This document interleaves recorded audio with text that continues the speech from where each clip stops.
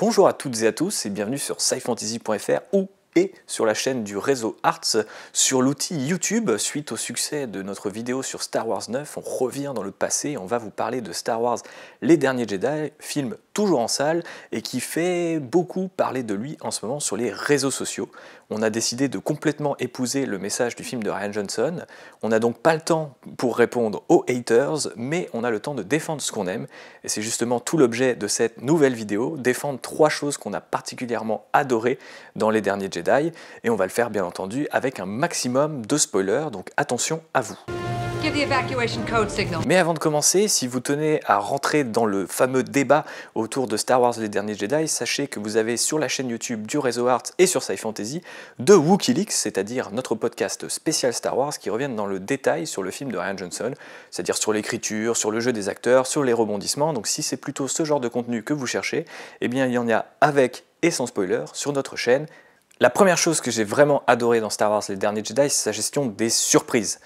Et notamment à l'aide d'un élément clé, c'est ce qu'on pense du spectateur. Parce que si vous allez dans les médias, vous entendez généralement que le spectateur il est un petit peu bébête, qu'il va toujours voir Fast and Furious et Transformers, ce fiefé coquin ne sait pas s'éduquer et va voir les mauvais films. Sauf que grâce à des franchises comme Star Wars, comme Marvel ou comme DC, eh bien, il y a énormément d'attention médiatique qui se greffe autour de théories ou même parfois de problèmes industriels, comme par exemple les reshoots de Rogue One pour rester dans l'univers de Star Wars, qui ont mis pas mal de lumière en fait sur des processus hollywoodiens qui sont un petit peu complexes à piger, mais que lentement mais sûrement le public commence à comprendre, commence à s'en emparer. Donc il y a une éducation du public qui fait qu'il est toujours plus difficile de nous surprendre, et pourtant, en 2017, avec son film Star Wars, Rian Johnson a réussi à nous faire bondir de notre siège, et ça, je pense que c'est quelque chose qu'il faut qu'on célèbre. Il y a des gens qui, comme un Ewok un petit peu frustré à la fin du Retour du Jedi, ne veulent pas rejoindre la fête, ne veulent pas rejoindre cette célébration. Ils sont là au coin du feu et ils boudent parce que leurs théories ne se sont pas avérées vraies. Donc un petit mot sur les théories. Rian Johnson n'a pas envie de vous insulter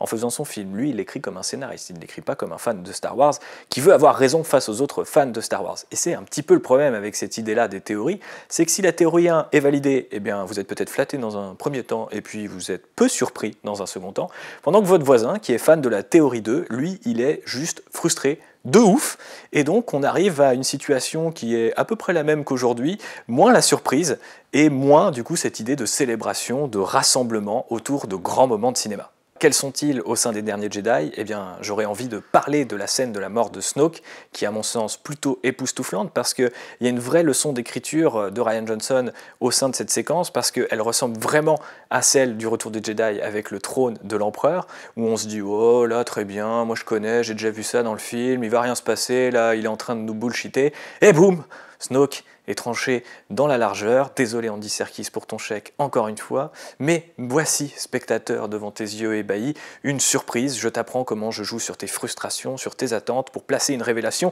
là où tu ne l'attends pas. Je trouve que c'est très fort, et je trouve que c'est d'autant plus fort que Rian Johnson n'écoute pas les fans de Star Wars, comme George Lucas avant lui, en 77, quand il s'est obstiné à sortir son film, et ensuite à le réinventer avec l'Empire contre-attaque, et ensuite à réinventer tout l'univers Star Wars avec la prélogie en 1999. Donc Rian Johnson, merci de faire poursuivre cette idée-là que la saga Star Wars vit d'elle-même. La deuxième chose que j'ai vraiment beaucoup aimé dans Star Wars Les Derniers Jedi, c'est la vision que donne Rian Johnson de la Force. Toutes les trilogies Star Wars ont une vision différente de ce qu'est la Force. Dans la trilogie originale, c'est quelque chose d'assez nébuleux, on ne comprend pas vraiment ce que c'est, mais en même temps, on est à une époque où elle a plus ou moins disparu, en tout cas les gens qui utilisent la Force ont disparu, donc c'est normal que les personnages ne comprennent pas vraiment ce que c'est et qu'ils n'y croient pas tellement. Dans la prélogie, on est censé être une époque plus civilisée, comme dit Obi-Wan, donc on a rationalisé la Force, on lui a calé de la science dessus, et qui est les fameux médicloriens qui sont censés expliquer pourquoi on a ou non la Force. Là, on arrive sur une troisième trilogie, et donc Rian Johnson donne une troisième interprétation de la Force, et cette interprétation, c'est la Force égale l'équilibre. Alors vous allez me dire, cet équilibre, il a toujours fait partie de Star Wars, puisque après tout, on nous parle d'une prophétie de l'enfant élu qui rétablira l'équilibre dans la Force. Et vous avez raison, sauf que j'ai l'impression que Rian Johnson a donné sa propre interprétation de cet équilibre au sein du film Les Derniers Jedi. Parce que dans les films Star Wars précédents, on a toujours l'impression que c'est un peu une version mathématique. La force, c'est une sorte de graphique en fait, où si le mal fait -2, il faut rétablir l'équilibre, donc le bien va faire +2, et puis on sera comme ça toujours dans un enchaînement permanent entre le bien et le mal. Alors déjà Rian Johnson, il sort un petit peu de ce vocabulaire de bien et de mal pour nous parler plus volontiers de lumière et d'obscurité, ce qui est déjà plutôt cool, et puis il sort aussi de cet aspect mathématique en allant vers quelque chose de plus organique, comme c'était le cas pour Looper avec l'idée du voyage dans le temps. Dans le commentaire audio de ce film, Rian Johnson nous explique qu'il n'était pas du tout intéressé par une vision mathématique du voyage dans le temps avec une timeline qui impacte une autre. Il est plutôt dans une version organique du voyage dans le temps où les corps vont être modifiés et où même les esprits vont être modifiés puisque les souvenirs finissent par disparaître dans Looper. Et c'est assez amusant de remarquer qu'il a utilisé cette approche organique du voyage dans le temps dans Star Wars mais appliquée à la Force. Du coup, on se retrouve avec une force qui est beaucoup plus complexe, mais aussi beaucoup plus vivante. Et c'est là que toutes les bestioles créées pour le film rentrent en scène. Elles ne servent pas qu'à vendre des pluches, elles servent aussi à Rian Johnson à incarner cette idée d'une force qui est en fait l'énergie du vivant, l'équilibre du vivant. Ça lui permet aussi de développer quelques messages sur l'environnement, sur le droit des animaux, et ça c'est plutôt chouette. Cette approche-là, elle est finalement assez cohérente avec le Star Wars d'aujourd'hui, notamment Rebels ou Clone Wars, où il y avait déjà cette idée du vivant qui était connecté à la Force, et elle est aussi très cohérente avec le reste de Star Wars, parce que Rian Johnson, en plus de ses messages, invente beaucoup de nouvelles utilisations à ce pouvoir, notamment la capacité de dialoguer à distance, ou même quasiment de se téléporter, de se tangibiliser, quelque chose qui est tout à fait nouveau, mais qui rappelle ce que faisait George Lucas à l'époque de la trilogie originale. Après tout, avant l'Empire contre-attaque, pas de fantôme de la Force, ni d'objets dirigés par la Force, et puis avant la prélogie, pas de Jedi qui peuvent faire des sauts surhumains. Donc voilà, chaque épisode de Star Wars nous propose une nouvelle version de la Force et de nouvelles utilités pour celle-ci, donc Rian Johnson, encore une fois, est très cohérent avec l'avancée de la saga. Et la dernière chose que j'ai beaucoup aimé dans Star Wars Les Derniers Jedi, c'est que le film s'adresse avant tout aux adultes. Généralement, Star Wars, c'est plutôt centré sur ce moment où on passe de l'adolescence à l'âge adulte. C'est très clairement le cas dans la prélogie avec Anakin qu'on voit grandir. C'est aussi le cas dans la trilogie dans une moindre mesure. Et c'était effectivement, encore une nouvelle fois, le cas dans le Réveil de la Force où les personnages centraux, Finn, Rey et Kylo Ren, sont des adolescents. Cette fois, on est dans un film qui parle plutôt aux adultes et qui met en scène beaucoup d'adultes. On le voit dans le casting, notamment du côté de la Résistance, mais aussi un petit peu du First Order. Il y a énormément d'officiers qui sont plutôt âgés, ils ont déjà un certain âge, on parle de vétérans. Et puis, on le voit aussi dans les thèmes qui sont ceux de Luke, qui petit à petit volent le film avec tous ses problèmes.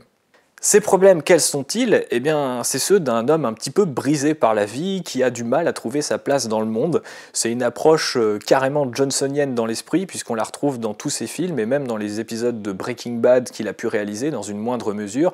Il y a toujours un personnage principal qui a du mal à trouver sa destinée, et qui va finir par la trouver en rencontrant d'autres personnages, et en l'occurrence, dans Les Derniers Jedi, en formant une, Rey.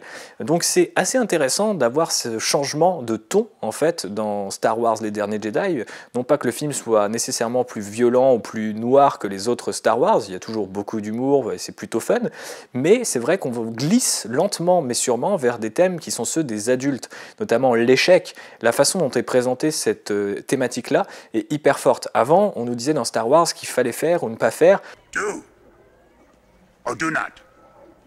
There is no try. Alors que là, on nous dit à l'inverse que les héros, ils apprennent au fur et à mesure de leurs échecs et que l'échec est le plus grand des maîtres.